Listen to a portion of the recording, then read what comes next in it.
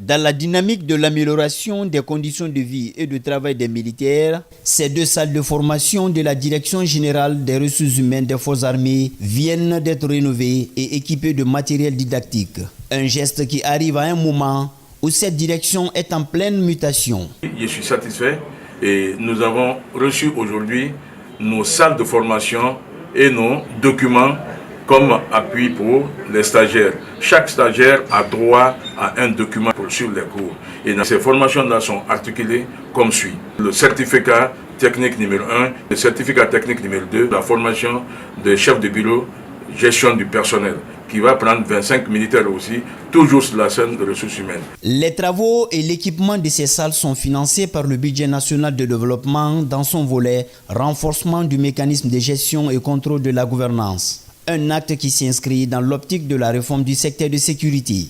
Les ressources humaines constituent l'outil de mise à la disposition de l'ensemble des structures de ce département un personnel à la hauteur de la mission qui lui est assignée. Donc vous êtes le laboratoire d'une armée animée par un effectif informé et compétent.